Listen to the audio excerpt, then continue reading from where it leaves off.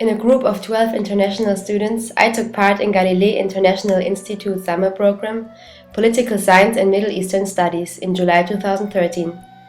We lived in Kibbutz Mizrah in the north of Israel, where most of the lectures took place. The programmed subjects were the history and politics of the Middle East, with a special focus on the Israeli-Palestinian conflict.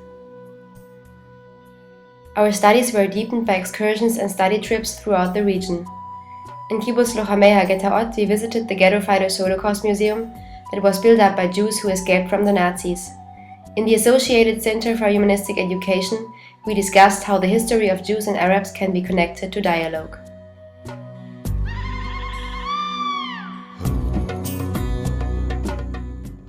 Dialogue and people-to-people interaction, capacity building through cooperation, nurturing a culture of peace in the region's youth. These are some of the main pillars of the Paris Center's peace-building activities. An ambassador of the Yale Young Leaders, a Facebook-based online movement, told us about the platform's dedication to empowering young Middle Easterners to lead their generation to a better future. During a 5-day trip to Jerusalem, we stayed in a hotel overlooking the beauty of the old city. We would experience religious and political tensions every day. In a political debate with the right-wing party Jewish Home and the leftists Meretz, we heard different approaches of Israeli politicians on conflict-solving strategies.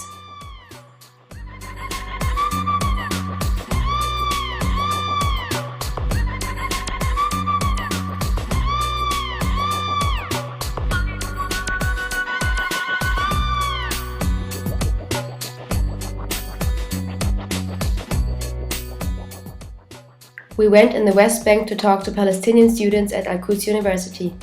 They shared and discussed with us their experiences with the occupation and their future perspectives. Regarding the settlement expansion and the mistrust in their own government, they did no longer believe in a just two-state solution. One day later, we met the settler Nahum Pachenik in Neve Daniel, south of Jerusalem. With a Palestinian neighbor, he founded Eretz Shalom, the Land of Peace movement for the advancement of peace and dialogue between Jews and their Arab neighbors. I was suspicious. How can you be a settler and work for peace at the same time? Nahum said, "You cannot solve one wrong by creating another. I'm no colonialist.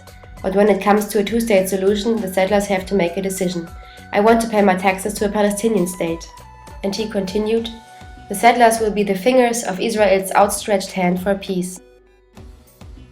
Sde Boker, a kibbutz in the Negev. It was the home of David Ben-Gurion, Israel's first prime minister and leading visionary.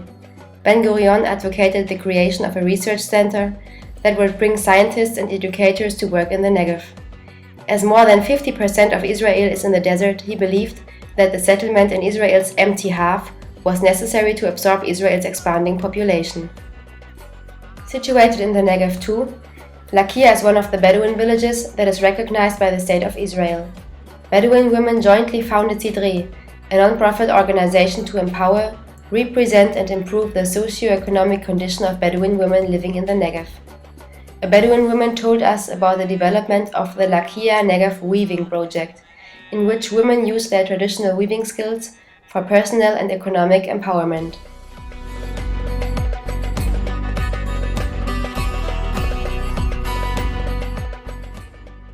In Sachnin, a town in Israel's north, most of the population is Arab.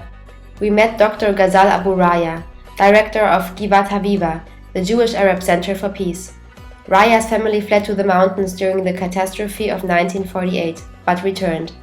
He said, "We are here, but we are still part of the Palestinian people in Nablus, Ramallah and Amman. It is very difficult to be a Palestinian in Israel.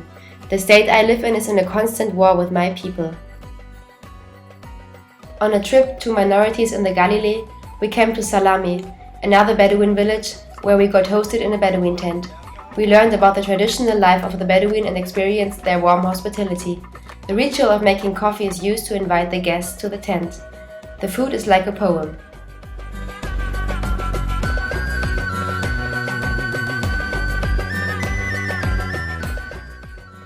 Pekin is a beautiful Druze village in the mountains of the Upper Galilee. As Jews and Muslims are the minority here, they have a much closer relation than usually. In Pekin we learned about the Druze, a Muslim sect with a secret religion that is loyal to the Israeli state.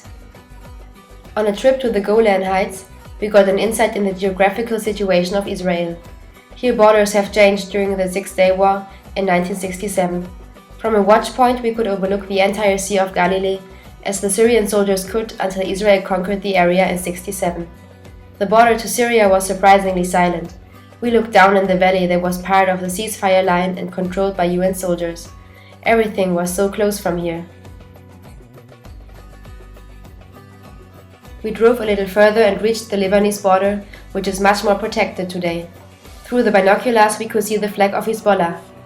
After so many years of Syrian and Israeli occupation, the Lebanese society suffers from religious and ethnic tensions between Christians, Palestinian refugees, Shias and Sunnis. Our journey continues as we keep asking, how can there be peace in the Middle East?